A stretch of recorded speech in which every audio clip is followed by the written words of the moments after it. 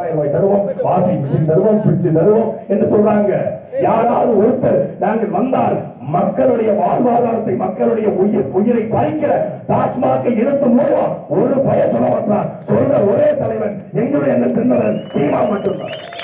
அதுக்கு மாற்றாக கல்லு கடை திறக்கப்படும். கல்லு கடை ஒரு கல்லு கடை 1 லிட்டர்ல 2 லிட்டர் குடிச்சா கூட கல்லு போதும் கிடையாது. அது உணவின் ஒரு பகுதி. அதிகபட்சம் தூக்கம் வரும், போய் தூங்கலாம், அவ்வளவுதான், வேற எதுவும் கிடையாது.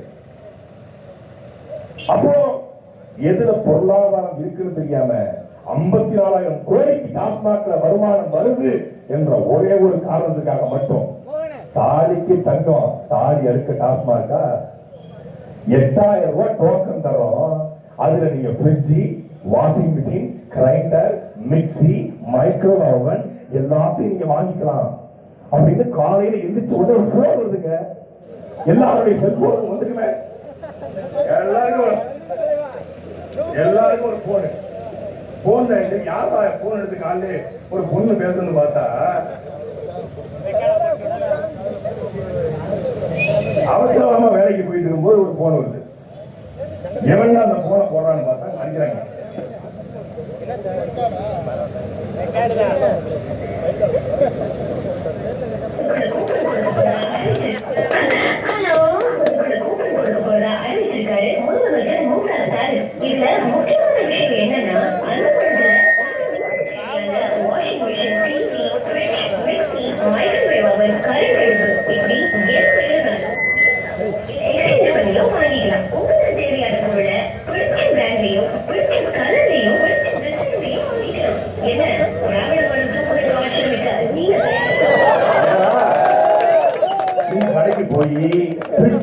Washing machine, microwave oven, current அடுப்பு, அப்புறம் என்னது தூக்கு கயிறு, பாய்சன், அரளி விதை எல்லாத்தையும் வாங்கிக்கிட்டு நீங்க செத்து போயிடலாம். வடிவேல் ஒரு படத்துல ஒரு வீட்டுக்கு போன் பண்ணுவாரு, என்னம்மா திருப்பதி போறீங்களா அப்படின்னு. ஆமா, நானு, எங்க அம்மா, எங்க அண்ணா, என் தங்கச்சி, போது லிஸ்ட் ரொம்ப பெருசா பண்ணிட்டு இருக்கீங்க அப்படிப்பாரு. அது மாதிரி ஃப்ரிட்ஜ் 8,000 ரூபாய்க்கு. இந்த கில்லி படத்துல விஜயோட அப்பா அப்படி சரசன எண்ணுவாரு பணத்தை எண்ணி 100 ரூபாய் பத்திரமா செலவு பண்ணுவாரு. அது மாதிரி 8,000 ரூபாய்க்கு ஃப்ரிட்ஜா, வாஷிங் மிஷினா, கிரைண்டரா, கரண்ட் அடுப்பா, இந்த அயன் பாக்ஸா. ஏன்னா கேட்கிறவன் ஏனையா இருந்தா கேபி சுந்தரமா இதுக்கு ஏரோப்ளேன் ஓட்டு சொல்ல இருக்க. 8,000 ஒரு ஏசி 35,000 ரூபாய், ஒரு ஃப்ரிட்ஜ் 15,000 ரூபாய், ஒரு வாஷிங் மிஷின் 20,000 ரூபாய், ஒரு மைக்ரோவேவ் ஓவன் 12,000 ரூபாய். 8,000 ரூபாய்க்கு என்னடா வாங்க முடியும்? கரண்ட் அடுப்பு வாங்கி வச்சுட்டு அதுல போய் உட்கார்றோம் நாங்க டிக்கி வச்சுக்கிட்டு கரண்ட் அடுப்புல. சரி ஃப்ரிட்ஜ் வாங்கிட்ட, உள்ள காய்கறி யாரு தருவா? யார அடுத்து திங்கிறது? நாங்க யார அடுத்துதான் திங்கிறது? எதிர்த்துல திங்கிறது? மண்ணபுரம் நாசமாக்கிட்டு மலையபுரம் உடைச்சுட்டு ஆத்துமலைபுரம் அள்ளிட்டு போயிட்டு குளத்தப்புறம் பட்டா போட்டு வித்துவிட்டு மரத்தப்புறம் வெட்டி வித்துவிட்டு எல்லாத்தையும் ஃப்ரிட்ஜ் தருவேன். ஃப்ரிட்ஜ்ல போய் சுவிட்ச போட்டு நாங்க உள்ள உட்கார்ந்துக்கிறதா? என்ன செய்யறது? எங்களுடைய வாக்குறுதி என்பது இலவச ஃப்ரிட்ஜ், இலவச வாஷிங் மிஷின் 8,000 ரூபாய் அல்ல, அனைவருக்கும் தரமான சமமான கல்வி, ஆரம்ப கல்வி முதல் ஆராய்ச்சி கல்வி வரை இலவசம்.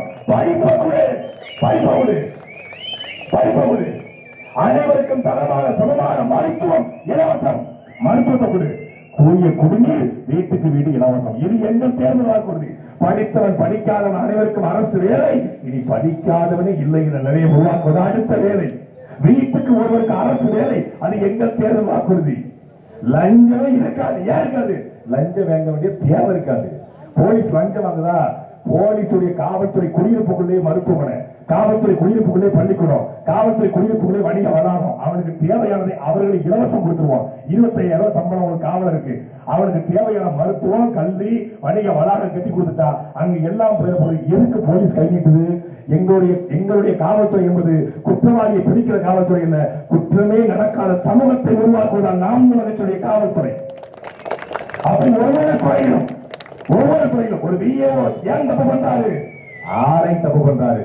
ஆரை ஏன் தப்பு பண்றாரு? தாசில்தார் தப்பு பண்றாரு. தாசில்தார் ஏன் தப்பு பண்றாரு? சப் கலெக்டர் வாங்க சொல்றாரு. சப் கலெக்டர் ஏன் வாங்குறாரு? கலெக்டர் வாங்க சொல்றாரு. கலெக்டர் ஏன் வாங்க சொல்றாரு? அங்க இருக்கக்கூடிய தலைமைச் செயலகத்துல வாங்க சொல்றாங்க. தலைமைச் செயலகம் ஏன் வாங்க சொல்லுது? தலைவர் வாங்க சொல்றாரு. தலைவன் எவ்வளியோ தொண்டன் அவ்வளி. காமராஜர் காலத்துல காமராஜர் நேர்மையா இருந்தார், கக்கன் அமைச்சரா கிடைச்சாரு. கருணாநிதி முதலமைச்சரா இருந்தாரு, தமிழ்நாட்டில் செந்தில் பாலாஜி நமக்கு அமைச்சரா கிடைச்சாரு. அவ்வளவுதான். உங்களுக்கு கக்கன் வேணுமா? நீங்க காமராஜர் ஆட்சி, காமராஜர் தேடணும். உங்களுக்கு ராஜ கண்ணப்ப வேணுமா? நீங்க ஸ்டாலினுக்கு தான் ஓட்டு போடணும். அவ்வளவுதான். அந்த பணத்தை வாங்கி கொண்டு ஓட்டு போடுவது தேச துறவி என்று தெய்வ திருமகனார் தாத்தா முத்துராமலிங்க தேவர் சொல்லிட்டு போனார். ஆனா அவர் படத்தை வண்டியில போட்டுக்கிட்டு அவர் பேர்ல கட்சி வச்சுக்கிட்டு அவருக்காக கட்சி கட்டல எவனோ அவரு எவ்வளோ அவருக்கு சோறு போட மாதிரி அவரால பல பேர் சாப்பிடுறாங்க ஒழிய அவருக்கு யாரும் சாப்பாடு போடல. அவர் பேரை கெடுக்கத்தான் பல பேர் இருக்காங்க. அவர் என்னது எதுக்கு போராடினாரு, எப்படி போராடினாரு, யாரோட சேர்ந்து போராடினாரு?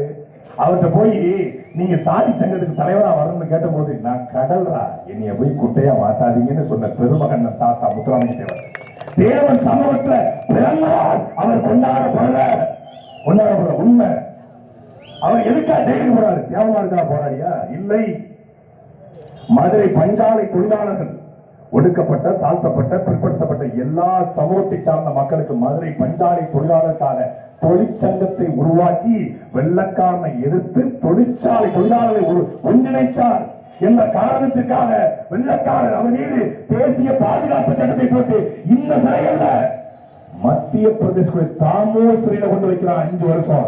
இந்தியாவிலேயே பாலகங்காதர் திலகருக்கு பிறகு வாய்ப்போட்டு சட்டம் போடப்பட்ட ஒரே தலைவர் நம் தாத்தா தெய்வ திருமகனார் முத்துராமலிங்க தேவர் மட்டும்தான். வாய்ப்போட்டு சட்டம் போட்டதும் ஒரு தலைவர் பேசக்கூடாது, பேசாமலேயே தேர்தல் பிரச்சாரத்தில் வந்து மக்களுக்கு கையெடுத்து கும்பிட்டு மக்களை வணங்கி இந்த சிங்கம் சின்னத்திலே வாக்களிங்கள் என்று பேசாம இப்படி கையை மட்டும் காட்டிட்டு போனாரு. லட்சக்கணக்கான மக்கள் ஓட்டு போட்டான். அதுதான்டா தேவர் திருமகன்.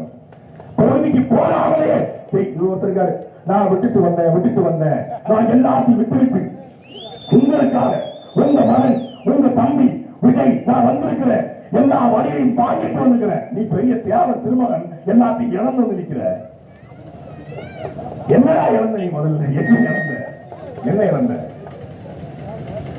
இதே தூத்துக்குடி மண்ணிலே பிறந்த வெள்ளைக்காரனை வீழ்த்த வேண்டும் என்றால் வெள்ளைக்காரனுக்கு எதிராக காலால் ஆவியாங்கிற கப்பலை கட்டி மிகப்பெரிய வக்கீல் குடும்பத்திலே பிறந்து வெள்ளைக்காரனுக்கு எதிராக போராடுவதற்காக கப்பலை ஓட்டினார் என்ற குற்றத்திற்காக கோவை சிறையில் அடைக்கப்பட்டு மாடு கூட இழுக்க திணறுகிற செக்கை இழுத்தானே, செக்கிழுத்த செம்மல் கப்பலொட்டி தமிழர் நீங்கள் தாத்தா வாவு சிதம்பரனார், அவரை விட விஜய் நீங்கள் இழந்து விட்டீர்களா?